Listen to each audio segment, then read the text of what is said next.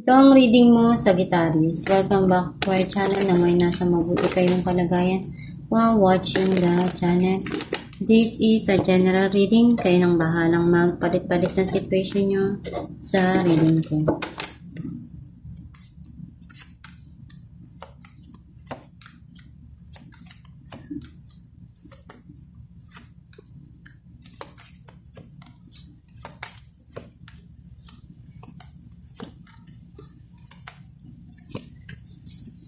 At the bottom of the deck, Ace of Pentacles. I think ang nasa-sense ko na energy mo dito. Nakita ko na something here na iniisip mong mag-invest. I-secure yung financial mo na kapag-ipon, na alam mong maging stable yung income. Some of you pwedeng minamanifest nyo yung blessing. So, pwedeng ikaw din yung tumutulong or nagbibigay. Ang mensahe ng card mo, this person, alam mong pwedeng itong taon na to. Ang mensahe ng card mo, itong taon na to, pwedeng nagbibigay siya ng payo sa'yo, ng magandang advice na pwedeng makatulong dun sa sitwasyon mo.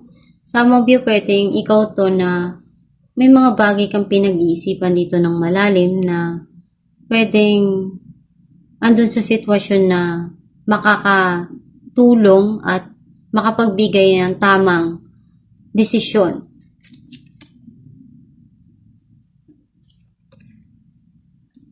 May parating dito na happiness for you. Nag-uumapaw na kaligayahan, kasiyahan. Kasi nakikita mo tong araw na to, di ba? Ang araw ay liwanag, joy.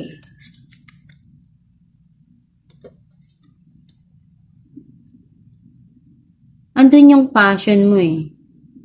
Some of you pwedeng person sa buhay mo na gagawin niya yung lahat para makuha niya.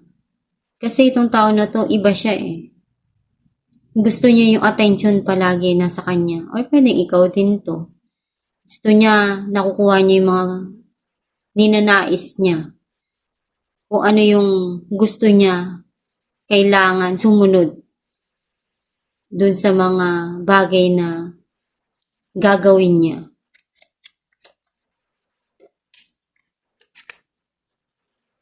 At the back of your mind, may mga bagay ka ditong pinag-iisipan ng malalim. Pwedeng someone sa buhay mo or pwedeng malaking sitwasyon na alam mong involved talaga yung emotional mo dito, yung nararamdaman mo. Nakikita ko kasi dito na may mga tinitingnan ka palagi, binabalikan, iniisip. Sometimes you feel teary, yung naluluha-luha ka pa dahil nga naaalala mo yung mga bagay-bagay sa buhay mo na mahalaga sa'yo. Very memorable. At kinokontrol mo yung nararamdaman mo. Ayaw mong ipakita sa iba, ayaw mong ipaalam sa kanila, yung mga nangyayari at nararamdaman mo. Nakikita ko na something here na pinagbibigyan mo ng attention mo. Nagpo-focus ka doon dahil something na pwedeng you are impatient dahil gusto mo na kagad makuha yun. Yung mga bagay na talagang matagal mo nang gustong makamit. Gusto mong ma-achieve. Some of you, pwedeng communication. Nakikita ko na something here na meron kang iniisip na gawin. And also, andun yung wisdom eh. And maturity. Some of you, pwedeng pregnancy na darating. Or fertility. Kung wala naman, pwedeng rebirth. Mas ngayon nakita mo na gusto mong mabago yung mga nakaugalian dati.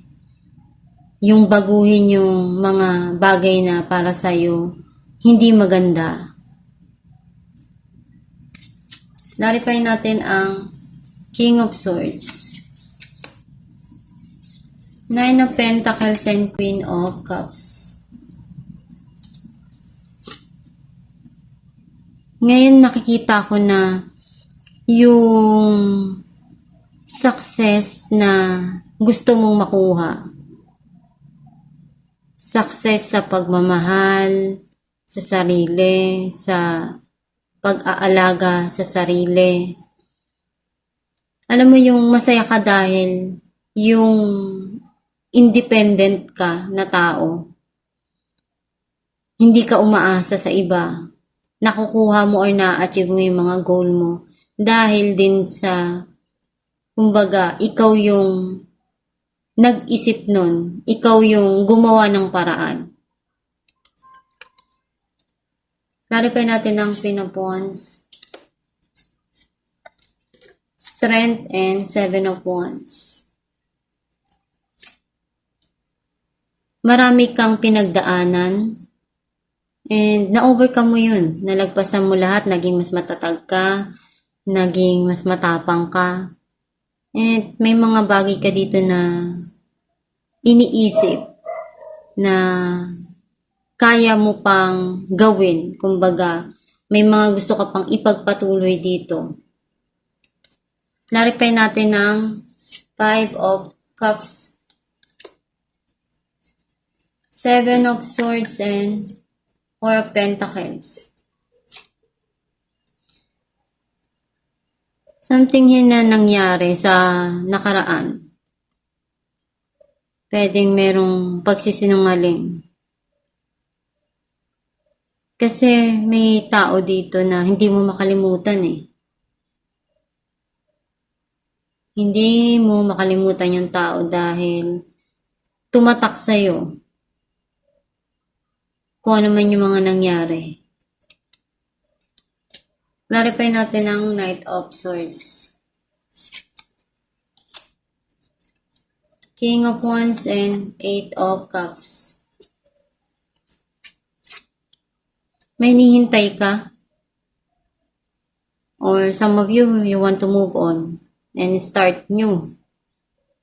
Kasi para sa'yo, mahalaga yung passion. Some of you nakikita ko na andun yung mga bagay na pwedeng dumating sa'yo. Na ngayon, mas okay ka na dahil may mga gusto ka pang i-achieve. May mga gusto ka pang goal na maabot. At dun mo gustong i-focus lahat yung sarili mo dahil may, alam mo yung nagmamadali. Nawawalan ka na ng, nagiging impatient ka na dahil mas gusto mong maabot kung ano yung mga pangarap mo, yung passion na yun, yung nang gusto mong kunin ngayon, yung gusto mong makuha. Clarify natin the Sun, Eight of Swords, and Eight of Wands. Maraming opportunity na dumarating pero hindi ka makagalaw, hindi ka makapagsimula dahil din sa mga gumugulo sa isipan mo. Pero unti-unti mo naman mariremove yung sarili mo doon. Nakikita ko na maghihil ka rin. Magiging masaya ka rin. Clarify natin the Moon, Two of Wands, and Two of Swords. May mga plano ka para sa kinabukasan mo. And yung crossroad na tatahakin mo, ikaw lang din naman yung gagawa or magdidesisyon kung paano mo siya i-handle. Clarify natin ang the Emperor, Knight of Swords, and Page of Cups. Itong tao na to, unti niyang nare-realize na yung nararamdaman niya, yung gusto niya.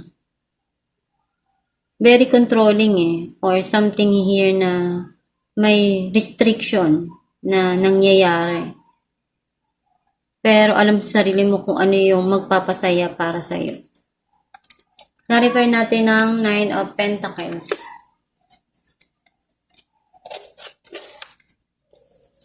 Three of Cups and 9 of Wands.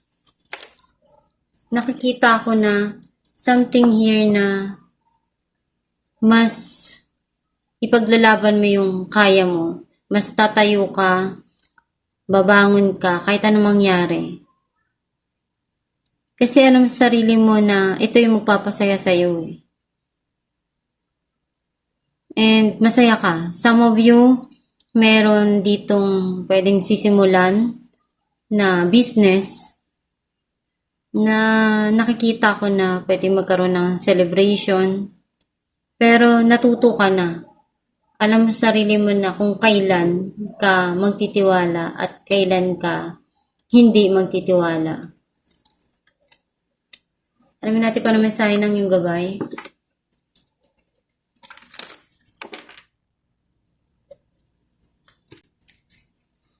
Wedding.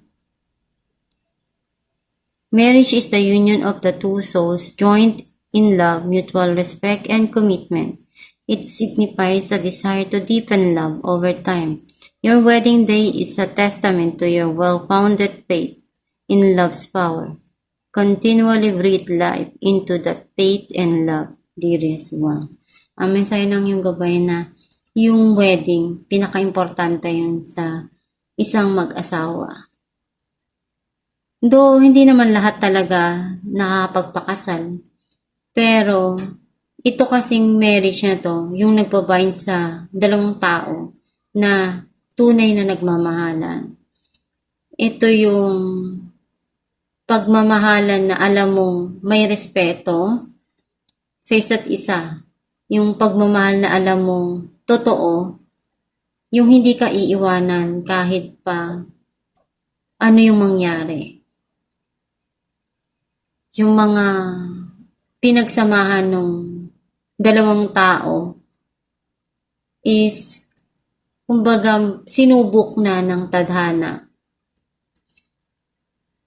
Ikinukumpara siya sa isang tao na katulad mo na kahit pa sabihin natin hindi ka pa tumarating dun sa wedding or naranasan mo na yun.